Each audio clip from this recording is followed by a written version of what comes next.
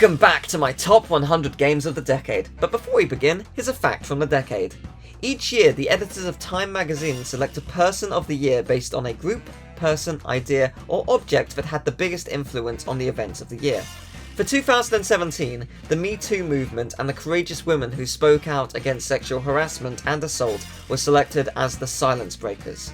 According to Time, the galvanizing actions of the women on our cover, along with those of hundreds of others, and of many men as well, have unleashed one of the highest velocity shifts in our culture since the 1960s. Thank you everyone who spoke out during this time. You've changed many, many lives for the better.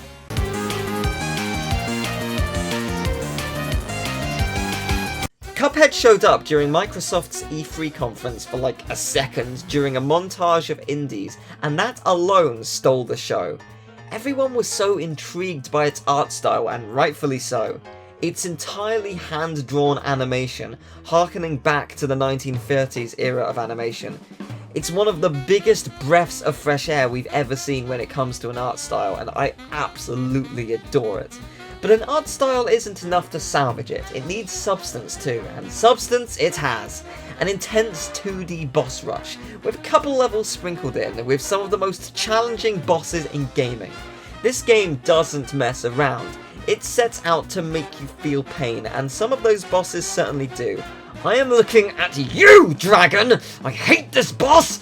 But anyway, the game starts out tough and only gets tougher, but with that you get better, and there is such a satisfaction when you defeat a boss. You've truly earned that victory, and it is wonderful. On another note, the game became a meme when a journalist couldn't pass a tutorial due to not being able to dash properly for over a minute, which became easy to ridicule, and parody versions showed up in every playthrough on YouTube. However, in a playthrough with my friend Emil, something different happened. Now, this is the hardest part in the game. Can you do it? Oh, I actually pressed the wrong button, so... Oh, what? What the heck? No, I physically can't. Just try any other button. Is this a joke? I honestly... No, really. It's kind of amazing. What? Oh, it's Y for some reason. There you go. We did it. We solved the puzzle. What? Hang on.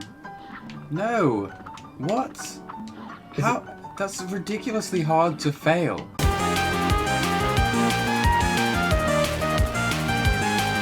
Dragon Quest XI was my first Dragon Quest, and what a wonderful game it is. You are thrust upon adventure as the luminary of the world, fated to defeat the darkness, and along that journey you'll meet many friends and face many hardships. It's a turn-based RPG, but with so much more to offer. There's such a wide range of minigames, and a casino that I spent like 15 hours in. I'm not addicted to real gambling, but I definitely have a problem when it comes to in-game gambling, especially if there's a chance for a rare item or two. This world is pretty massive, but it's an adventure that's even larger than it appears. The game is sort of split into 3 acts, and at the end of each act there is a major plot twist that will blow your mind. This game is very good at raising intensity extremely quickly, not that I'm complaining. What I will complain about though is the difficulty for the final boss. The game sort of takes a leap of requiring being level 70, which you naturally get to being level 90 very quickly, and by very quickly I mean like in seconds. But to be fair, it might have been fixed in the expanded Switch version, which I haven't played. Apart from that, the game is wonderful, and I would love to play more in the series later down the line.